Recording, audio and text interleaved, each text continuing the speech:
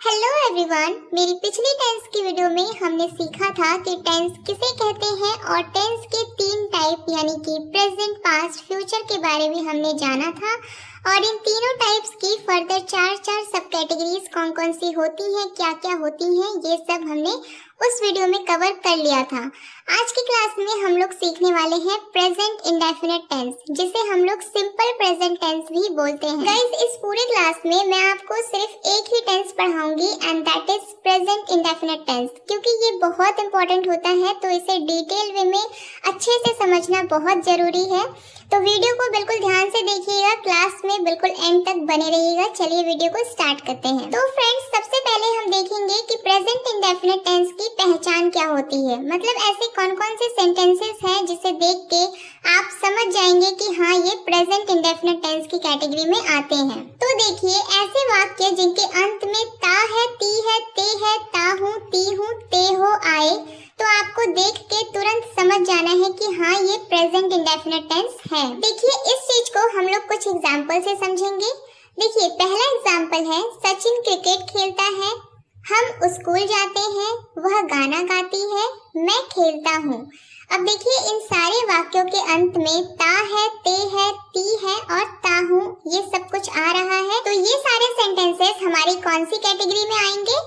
Present indefinite tense की category में आएंगे। ओके, और ऐसे जितने भी और भी सेंटेंसेस होंगे जिनके अंत में ता है, ती है, ये सब आएगा, तो हम लोग उसे प्रेजेंट इंडेफिनिट टेंस की कैटेगरी में रखेंगे। अब देखिए, यहाँ तक तो आपने ये समझा कि हाँ, जब भी वाक्य के अंत में ता है, ती है, ते है आए, तो हम लोग उसमें प्रेजेंट इंडेफिनिट टेंस का स्ट्रक्चर यूज करेंगे। बट इसी के साथ साथ एक बहुत इंपॉर्टेंट कॉन्सेप्ट है जो आपको समझना होगा कि हम लोग प्रेजेंट इंडेफिनिट टेंस का यूज कहाँ कहाँ करते हैं।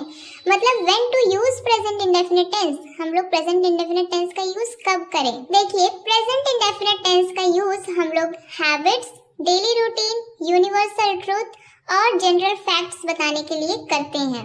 देखिए, हैबिट का मतलब क्या होता है? हैबिट मतलब आदत। जैसे मैं रोज सुबह कॉफी पीती हूँ, ये मेरी हैबिट है। तो आपको अपनी हैबिट बतानी हो किसी को, तो आप कौन सा टेंस यूज करेंगे? Present indefinite tense. इसके बाद है डेली रूटीन। डेली रूटीन का मतलब होता है जो काम हम लोग डेली बेसिस पे करते हैं। जैसे कि मैं रोज सुबह उठती हूँ, ये क्या है? ये मेरी डेली रूटीन है।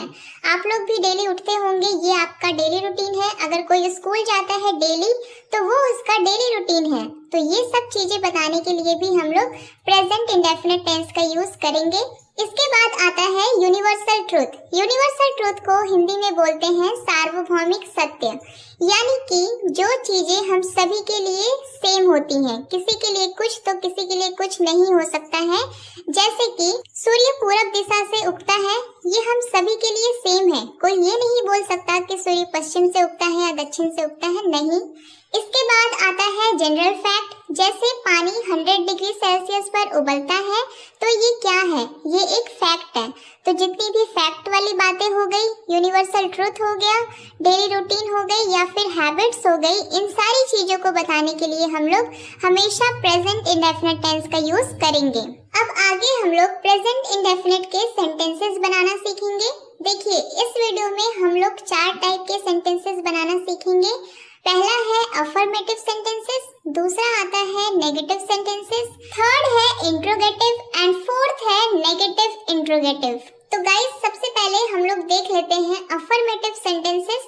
देखिए, अफर्मेटिव सेंटेंसेस को हिंदी में बोलते हैं सकारात्मक वाक्य, यानी कि ऐसे वाक्य जिनमें नहीं का प्रयोग नहीं होता है और ना ही इनमें हम लोग क्वेश्चन मार्क का यूज करेंगे। ओके, तो अफर्मेटिव सेंटेंसेस को बनाने का जो रूल होता है, यानी कि जो स्ट्रक्चर होता है, वो ये होता है कि आपको सबसे पहले यूज करना होता है सब्जेक्ट, फिर वर्ब की फर्स्ट फॉर्म के साथ एस या ईएस, उसके बाद आता है ऑब्जेक्ट। देखिए, ये स्ट्रक्चर इतना छोटा है, इतना सिंपल है, लेकिन यहाँ पे सबसे डिफिकल्ट पार्ट यही है कि हम एस या ईएस का यूज कहाँ पे करें और कहाँ पे नहीं करें। देखिए, जब भी आपका सब्जेक्ट ही, शी, इट या सिंगुलर सब्जेक्ट, ब्रैकेट में मैंने क्या लिखा हुआ है? वन मैंने आपकी अंडरस्टैंडिंग के लिए लिखा हुआ है। सिंगुलर का मतलब ही होता है एक, यानी कि जब भी आपका सब्जेक्ट कोई एक होगा तब आप वहाँ पे मेन वर्ब के साथ एस या ईएस का यूज करेंगे।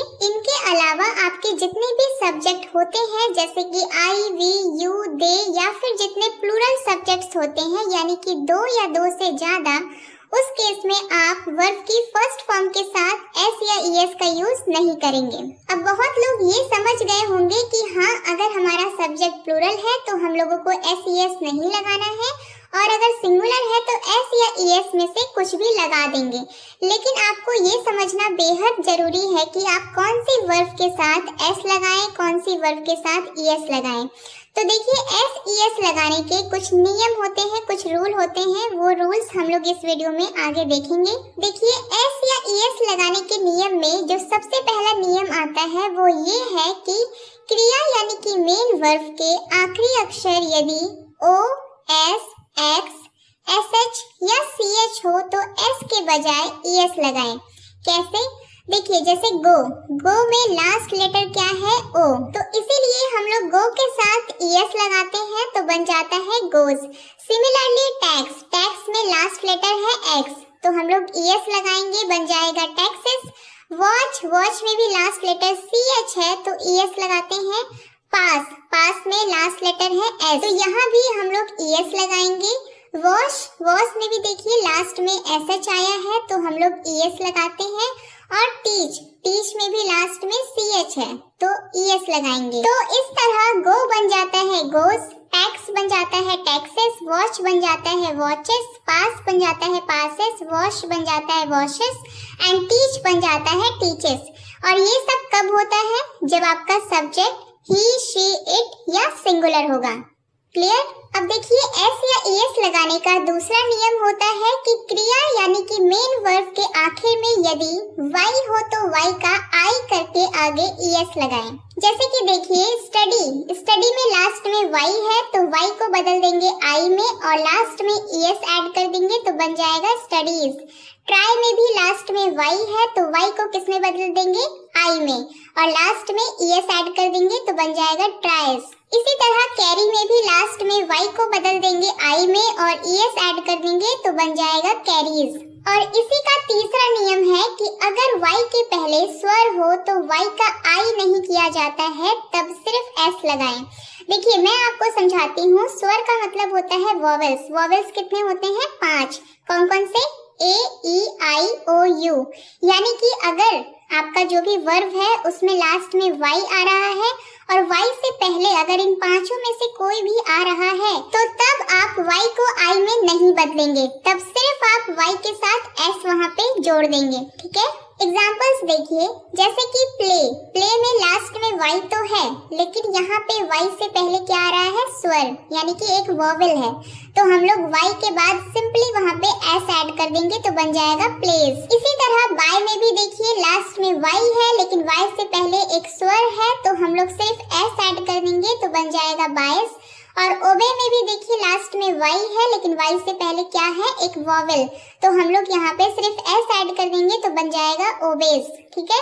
तो अब हम लोग अफर्मेटिव सेंटेंसेस को बनाना सीखेंगे। देखिए, स्ट्रक्चर मैंने पहले आपको बता दिया कि सब्जेक्ट के साथ वर्ब की फर्स्ट फॉर्म और वर्ब की फर्स्ट फॉर्म के साथ एस या ईएस लग जाएगा अगर आपका सब्जेक्ट सिंगुलर है तो, और उसके बाद आ जाएगा आपका ऑब्जेक्ट। देखिए, इस चीज को अब एग्जाम्पल से समझेंगे।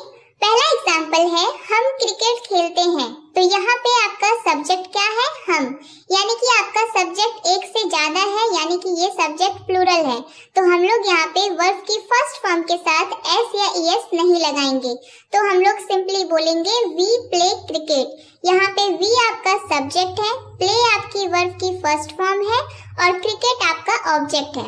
अब दूसरा एग्जाम्पल देखिए, राधा स्कूल जाती है।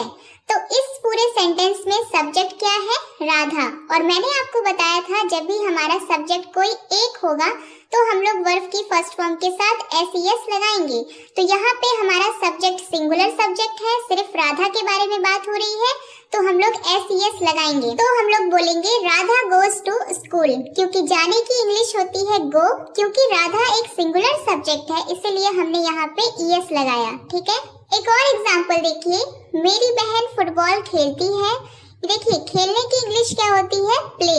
क्योंकि यहाँ पे हमारा सब्जेक्ट सिंगुलर है, मेरी बहन, यानी कि किसी एक बहन की बात हम लोग कर रहे हैं, तो इसलिए हम लोग प्ले के साथ एस लगाएंगे, तो हम लोग बोलेंगे माई सिस्टर प्लेज फुटबॉल। अब यहीं पे अगर मैं बोलूं मेरी बहनें फुटबॉल खेलती हैं, तो यहाँ पे सब्जेक्ट कैसा है? प्लूरल। क्योंकि यहाँ पे मेरी बहनों की बात की गई है ना, मतलब एक से ज्यादा बहनें हैं, तो इसलिए हमारा सब्जेक्ट यहाँ पे प्लूरल है। और जब भी हमारा सब्जेक्ट एक से ज्यादा होता है तो हम लोग एस कुछ नहीं लगाते हैं, तो हम लोग बोलेंगे माई सिस्टर्स प्ले फुटबॉल।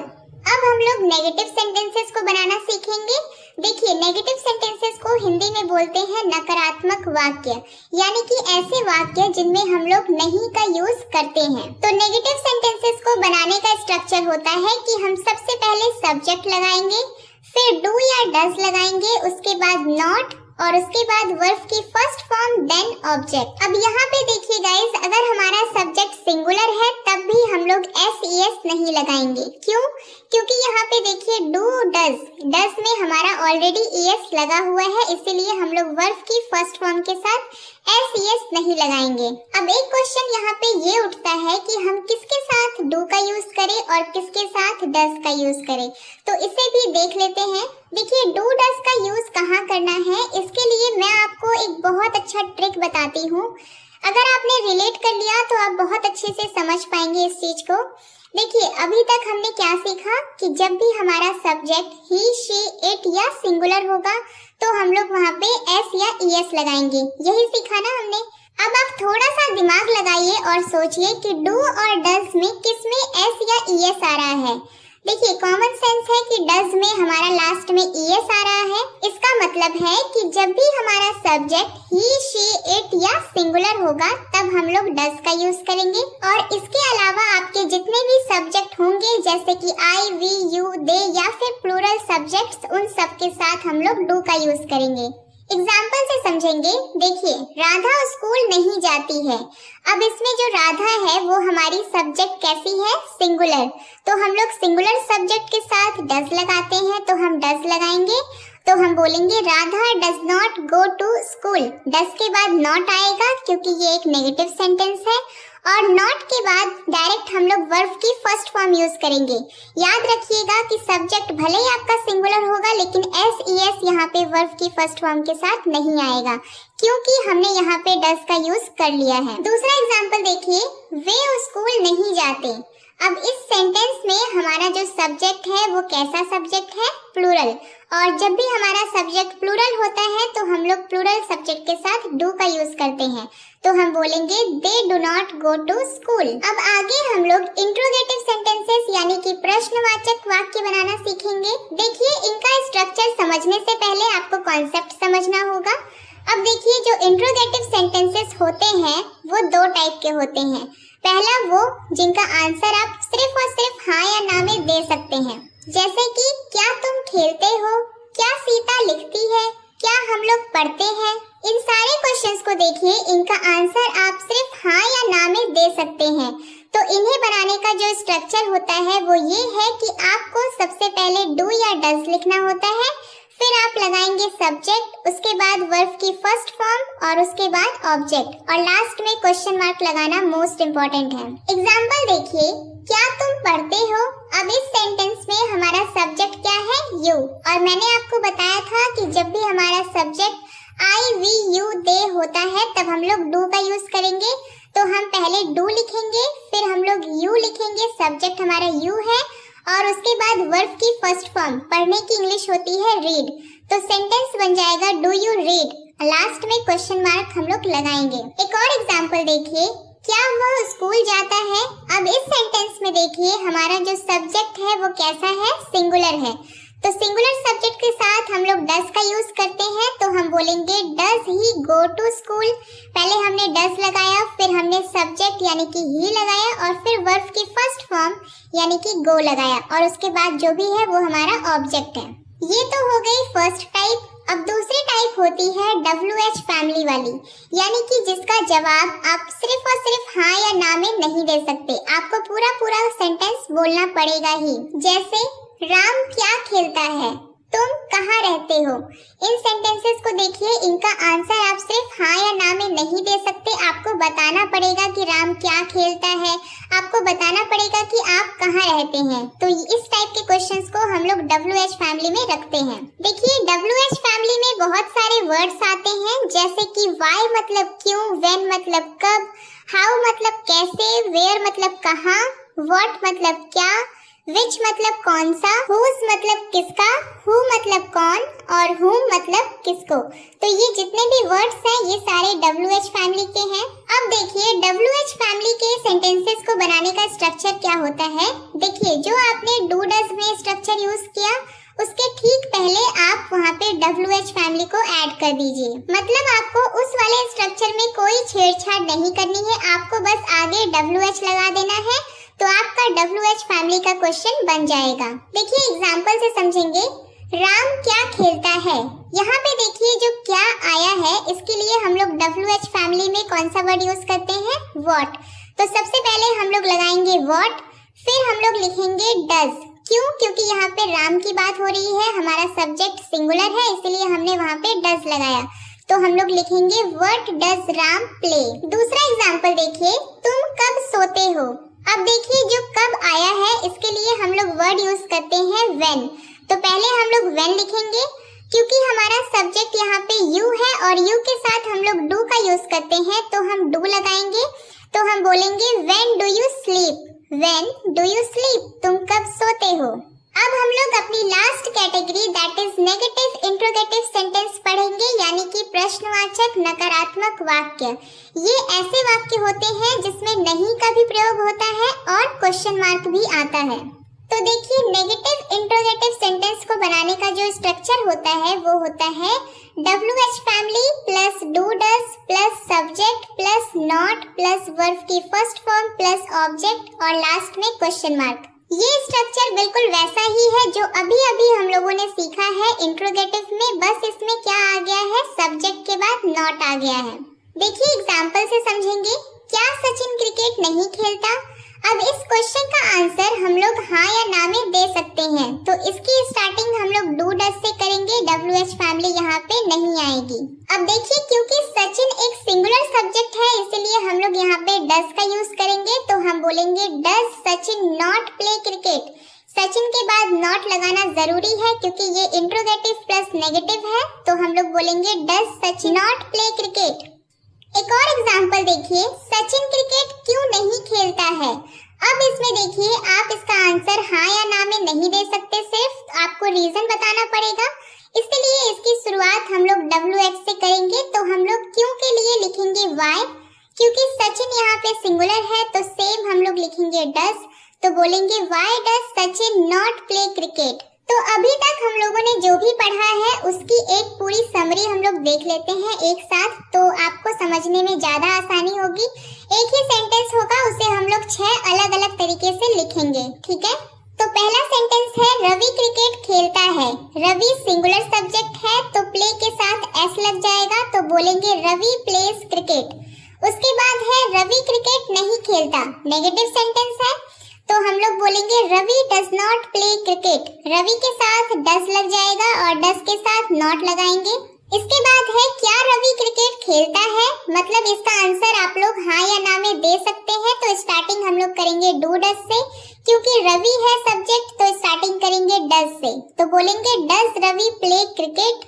इसके बाद है क्या रवि क्रिकेट नहीं खेलता है, तो इसमें हम लोग रवि के बाद सिर्फ नॉट लगा देंगे। तो हम लोग बोलेंगे does Ravi not play cricket.